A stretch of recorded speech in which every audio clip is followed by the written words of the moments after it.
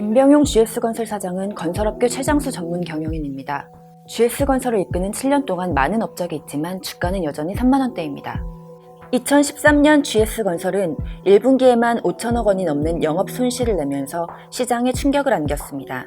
잠정 실적이 발표된 2013년 4월 11일 GS건설 주가는 이틀 연속 하한가를 치며 49,400원에서 4월 15일 32,650원까지 떨어졌죠.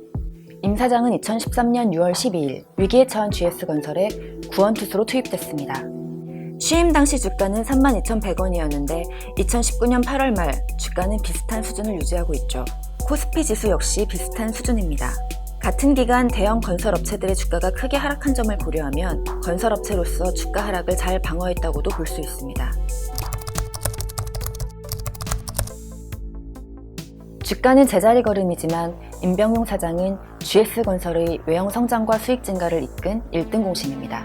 자인은 삼성물산의 레미안보다 브랜드 선호도가 낮음에도 불구하고 특화 설계 등을 내세워 차별화하는 데 성공했죠. 서울 서초구 무지개 아파트 재건축 수주전에서 건설업계의 예상을 깨고 삼성물산에 승리하기도 했습니다.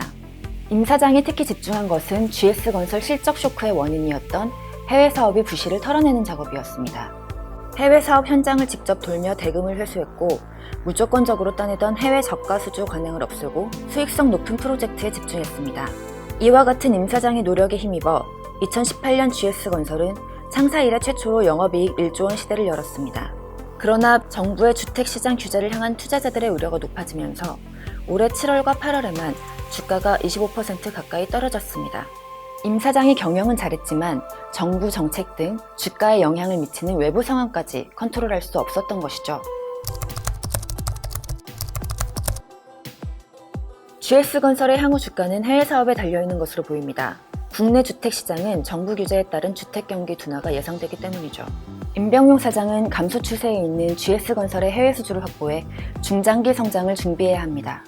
하반기 롯데케미칼이 인도네시아에서 시행하는 라인 프로젝트의 수주가 절실한 상황이고 2004년부터 공을 들여온 베트남 야베 신도시 개발 사업도 성공적으로 수행해야 합니다. 야베 신도시 개발 사업 프로젝트는 2020년부터 2032년까지 해마다 조 단위에 육박하는 매출을 거둘 것으로 기대되고 있죠. 베트남 야베와 뚜띠엠 등에서 진행되는 분양 사업이 국내 주택 분양 축소를 만회하는 성장 동력이 될 것으로 증권업계는 보고 있습니다. 임병용 사장은 사법고시와 공인회계사 시험을 모두 합격한 특이한 이력의 전문 경영인입니다. 법률적 지식뿐 아니라 회계에도 밝아 경영적 시각이 뛰어나다는 평가를 받고 있죠. 1990년 29세 나이에 수원지방검찰청 검사로 법조인 경력을 시작해 1년 만인 1991년 LG 회장실 상임 변호사로 일하면서 LG그룹과 인연을 맺었습니다. GS건설을 처음 이끌게 됐을 때는 정통 건설맨 출신이 아니라는 점에서 회의적 시선을 받았지만 철저한 시간관리와 추진력, 신속한 의사결정으로 GS건설을 국내 주택사업 강자 지위에 올려놨죠. 건설업계의 혼탁한 경쟁을 바로잡기 위한 시도로 재건축 수주전에서 클린 수주를 선언하기도 했습니다.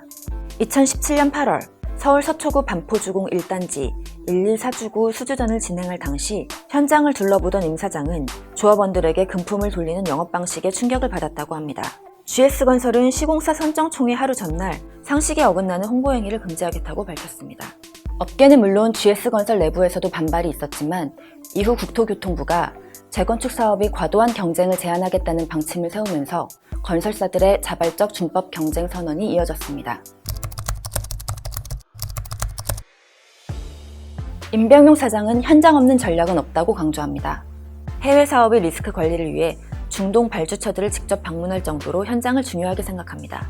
해외 출장 시 체류 시간을 줄이기 위해 밤 비행기를 즐겨 이용하고 부사장 시절에는 점심시간 짬을 내 영어학원을 다닐 만큼 시간 관리가 철저한 스타일로 알려져 있습니다. 또한 임 사장은 신속한 판단력과 추진력을 함께 갖췄다는 평가를 받습니다. 2008년 GS홀딩스 부사장 시절 대우조선해양 인수전에 태스크포스 팀장으로 참여했는데 그가 제시한 인수금액은 6조 원이었습니다. 금액이 높지 않아 결국 인수에 실패했지만 대우조선해양이 어려워지자 GS그룹이 최종 승자라는 말이 나오기도 했죠. 당시 임 사장은 우리보다 낮은 가격을 쓰는 회사는 대우조선이 가치를 제대로 못 본 것이고 높은 가격을 쓰는 회사는 과욕을 가진 것이라고 생각한다는 말을 남기기도 했습니다. 이처럼 정확한 상황 판단으로 GS건설의 경영 정상화를 이끈 것으로 분석됩니다.